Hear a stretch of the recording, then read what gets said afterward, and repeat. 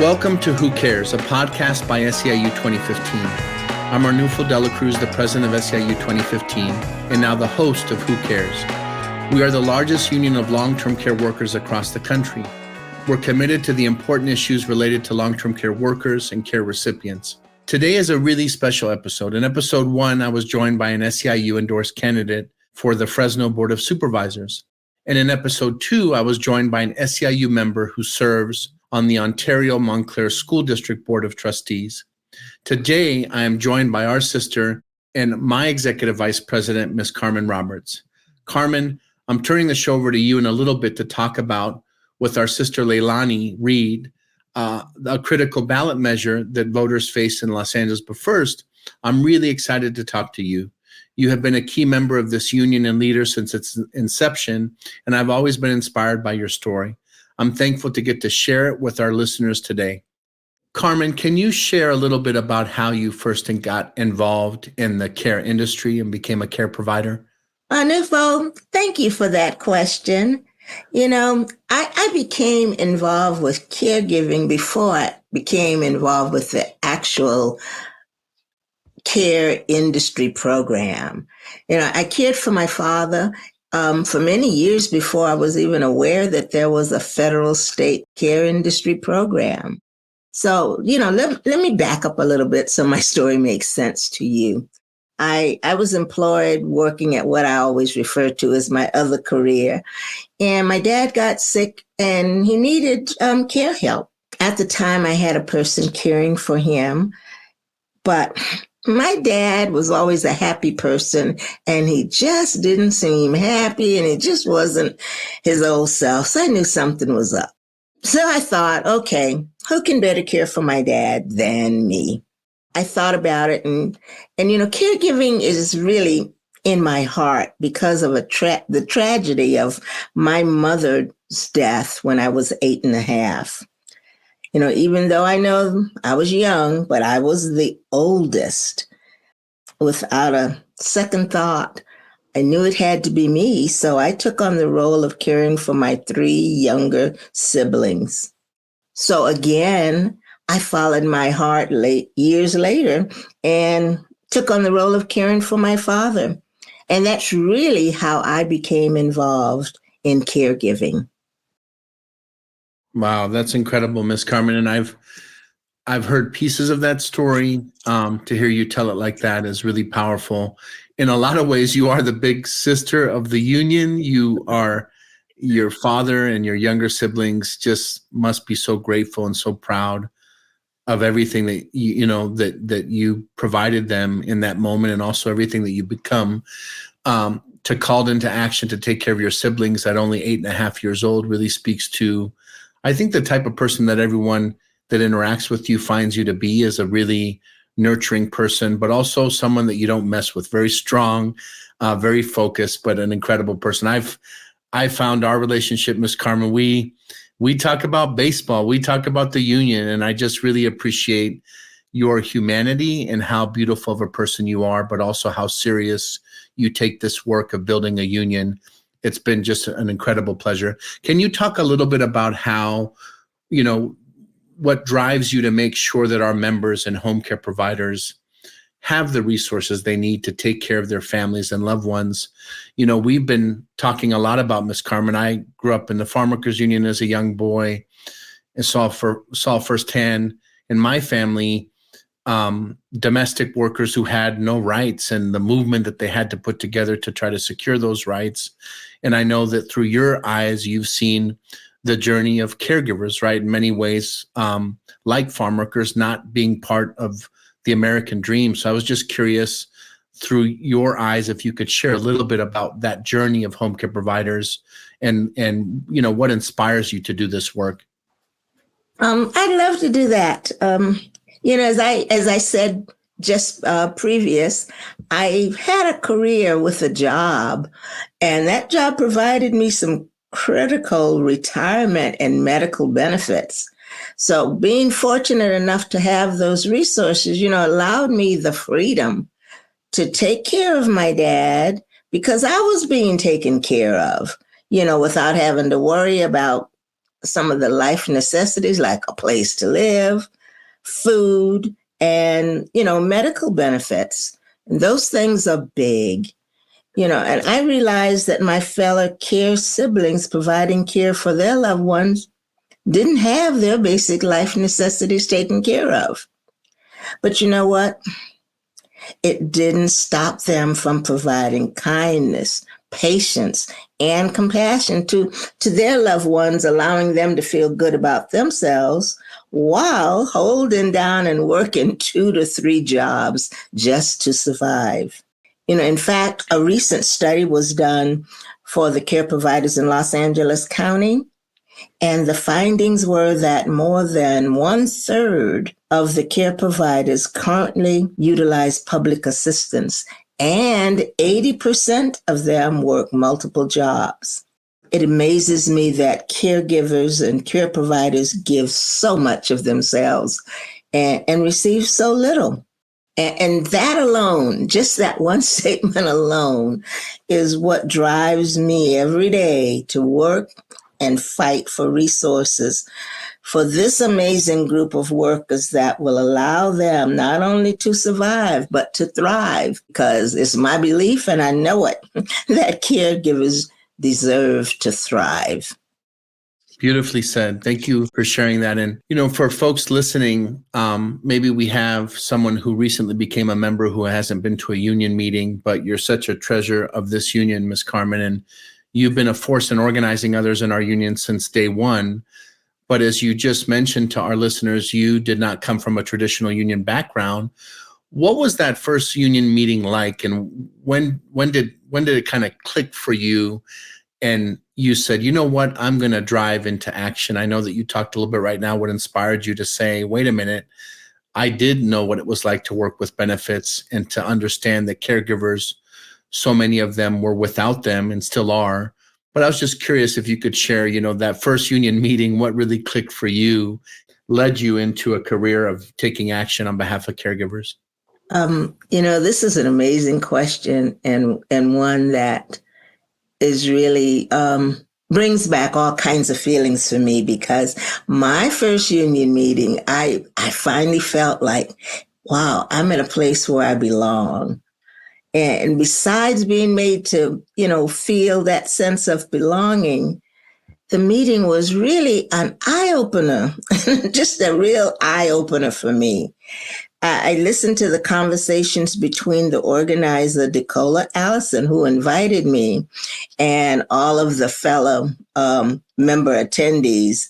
I really didn't say anything at first, but they helped me realize that this care industry is actually a broken industry that's limping along.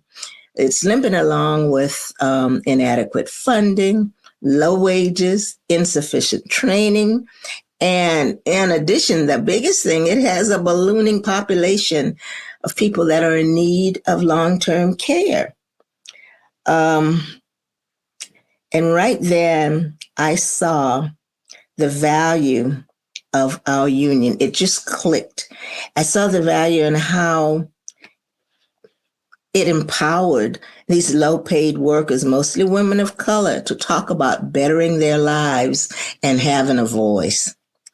I also had a vision, and I wanted to share that vision with other care providers. And my vision is, to have the dignity for our work, the dignity for our consumers, and also the dignity and respect that we can demand if we stand together in our union. So rather than think about it, I decided I was going to use my skills and energy to reach out to the care providers in my community to join me in making this vision, my vision, their vision, and a reality. I know that home care providers, don't have a common workplace. And one of the main things is that we always feel alone and lonely. So our union really is a place, it provides that place where we can come together, we can connect, And we're able to use that collective power that we bring to allow us to continue to fight for a better future of care. Yes, thank you so much for sharing that. And, in thinking about this journey that you've been on and thinking about the journey of the union, Ms. Carmen, it seems we've been hard at work the last couple of years, but actually our union is only about 10 years old. Now, for some of us, that may seem like a long time because it's taken a lot of work to stand up the largest now union in the country of caregivers, right? But as 2015, we're about 10 years old. And even in that short amount of time, you have done some incredible things. You've become the first in a lot of things for our union. And I can't help but thinking that one of the reasons that you connect so strongly with our members is because you come from the membership, right? And I've told you this before, Ms. Carmen. My grandmother was a farm worker. May she rest in peace. Till the day that she passed, her connection was always as a member of the union, not necessarily in leading in her own ways, but as a union member, rank and file. You inspire so many union members that they can do anything. You're the first rank and file member to become an executive vice president of this union. You're the first rank and file union member to serve on our International Executive Union Board. So for a union member listening right now thinking, well, not only can I phone bank and, knock on doors and be powerful and attend marches, but look at Miss Carmen. She's right there with the governor and the president and elected officials. And she's an executive of this union making decisions that have an incredible impact. How do you think, what would you say to our listeners and union members on how they can find ways to get more involved in leadership positions, given your incredible journey? And I know that it's not over. You're going to continue to accomplish first, as you've always done. But I was just curious if you could share with our listeners that. Yeah, Arnulfo, even though I've accomplished some firsts, I just want to say that there are many firsts still out there that's awaiting these potential leaders and other care providers that may be listening. But my formula or plan it's really pretty simple. It may shock you. It's just really simple. I thought about it. And the one thing I did was I answered the call. When that union organizer, Nicola Allison, called me, I answered the call. I said yes. So one of the things one of the pieces of advice I would give is say yes and do as I did. You got to take that first step. It's the hardest, but once you take that first step, it's so satisfying. The other thing I would advise others is just to educate yourself about the deep needs of this industry that we're involved in, and to always be ready and compelled to do, what you can do to raise and improve the standards for IHSS. I told you it's pretty simple, but these are the things that work for me. And I know that they will work for all of the potential care leaders that are out there. So thank you for asking. That's very powerful advice. So folks listening, if we're quoting Miss Carmen, it's say yes. If you get that call, say yes. And I remember a wise person, I said 99% of life is actually showing up, right? And being there. So that's incredibly powerful, Miss Carmen. Thank you for sharing that. And thank you not just for being a guest on this podcast, Who Cares, but thank you for what you do for SEIU 2015.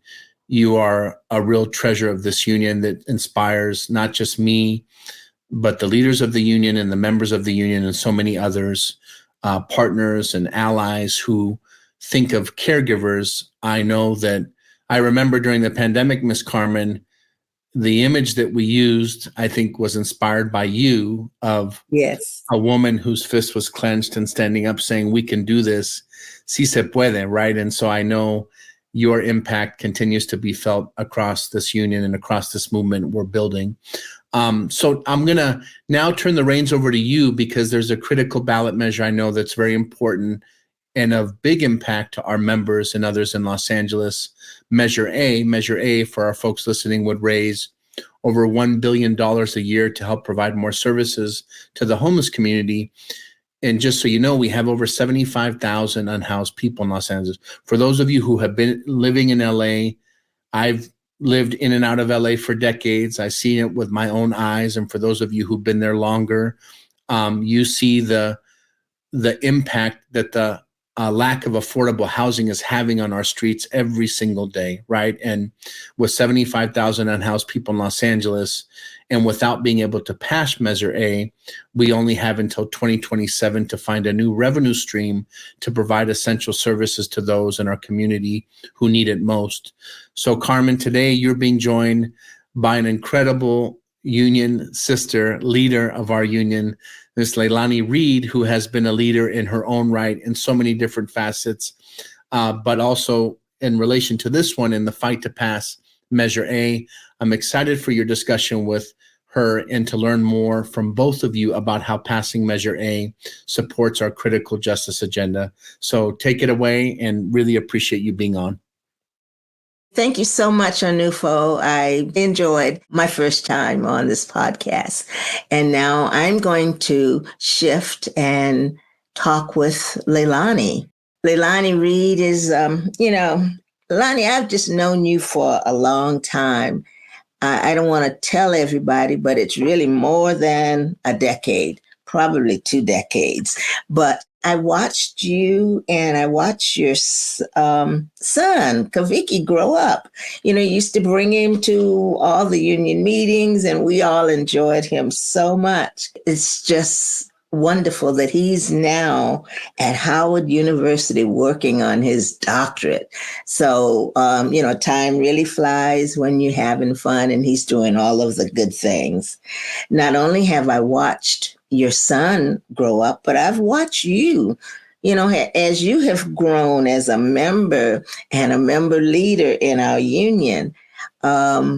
And sometimes I push you a bit, sometimes maybe a little too much. But anyway, I know you enjoy it. So, Leilani, I just want to talk about how you began growing as a leader in this union. Well, Miss Carmen, it all started when I got a phone call from the union asking if I wanted a job, paying, I believe it was like $17 or $18 an hour. So I said yes. And I wasn't an active member, at the time. And so I went, to the union hall, went to the orientation, the little interview, and really didn't know what was going on. But that's when my journey began. I became active.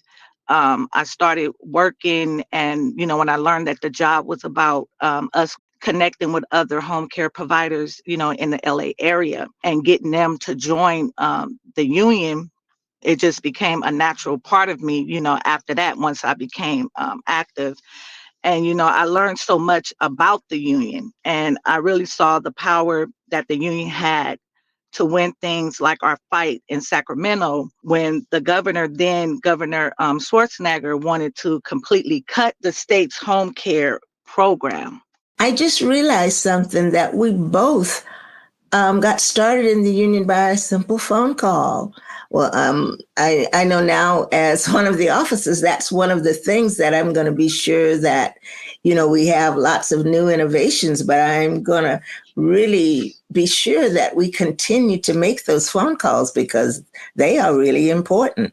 Also, Leilani, I know that you love your union, but I also know that one of our justice agendas, housing justice, I know that it's a key issue for you and something that you get excited about. So can you tell me just a little bit about why this issue is so important for you? Yes, as a young single mom, I experienced being unhoused. And I lived in a shelter. I lived in 2 shelters, and the first one was at Union Station in Pasadena for a year with my 2 younger children. And then I moved to a LA shelter, Good Shepherd, And we stayed there for a year. And actually, Good Shepherd is right down the street from our LA Union Hall. I found permanent housing when I started using the resources from the program. And I was working as a home care provider. When we were homeless, I was working. And that's how the real struggle is to survive as a care provider. And I'm definitely not the only one. Just here in LA, the union learned through a recent survey that nearly 70% of the county IHSS providers struggle every month trying to pay their housing costs. Leilani, thank you for sharing that. I knew that that percentage was high, but 70%. To me, that's one of our life necessities is having a place to stay. But our care providers are struggling every day to just have a place to live. I knew you all of this time. And in fact, I met you when you were in Pasadena shelter. But at first, I didn't even know you were having a difficult time finding a place to live. But I do know that that experience that you've had has really sensitized you to housing justice and how important it is. You were instrumental in helping pass Los Angeles Measure ULA 2 years ago. And now you're a commissioner, Miss Commissioner, for its Citizen Oversight Committee. So tell me a little bit about how that's been. Like, what have you already seen and what do you hope to see here in Los Angeles? Well, Miss Carmen, we really watch carefully to make sure that any affordable housing that ULA is funding has the right income brackets for people. We want to make sure that working people earning from minimum wage on up can afford a place to live in this city. We're trying to, break some of the barriers that have been keeping people out of housing who should qualify. I remember one time when I was trying to get into an affordable apartment, I was like $1 over the qualification of the monthly salary. I didn't get the apartment, and that's when I had to go to the second shelter. We're trying to put a stop to that, to those barriers for people, from them getting into permanent housing. Leilani, you mentioned something. We always think and we hear affordable housing or livable wage housing, and we figure, okay, it's sitting there. But we forget about those barriers that sometimes, as you stated, a dollar kept you from getting an apartment. And that's not just a one-time thing. So thank you so much for mentioning that and putting that on our minds. Now we're ready to and have a chance here in Los Angeles to pass another measure that's going to help us address the affordable crisis and the unhoused crisis. Measure A. How do you think this measure will give us additional help? Measure A is also aimed at increasing affordable housing and addressing homelessness. And Measure A will be for the entire county. Measure ULA is just the city boundaries. We have to really invest if we're going to address how big the homeless problem is here in LA. I heard about ULA, not realizing it was just for the city of LA, but now I'm even more excited about Measure A because it addresses the whole county of Los Angeles. I am sitting here sort of amazed. Again, I get that way when I'm learning some new things. And I just love hearing about how your union leadership has led you into these important roles in the housing justice in Los Angeles. I always knew you were amazing, but now you just are more amazing to me. And thank you so much. And I know that you'll continue on this journey. Carmen and Leilani, thank you for that lively conversation and for educating and informing us so much about the impact of Measure A in our communities in Los Angeles, to our members and more broadly, right, the Angelino community. I hope that our listeners learned as much from both of you today as I have. Leilani, thank you for the work that you're doing on the front lines, always, not just on this issue of Measure A, but I know how passionate you are about your democracy, the incredible mother leader that you are, and your beautiful family, your son. All of the contributions and your legacy are so strong in this union and in the community, and continuing to be an incredible leader. And Carmen, thank you for your partnership and for taking the mic for me today as my co-host of Who Cares. I think it's fair to say that you're going to be coming back as a host and co-host, and hopefully, as you said, you say yes, because you're such an incredible incredible leader, and we're so happy that you're able to join us today. I know that you're always so busy, and I hope to see all of you again next time. Thank you so much for listening to Who Cares. Take care.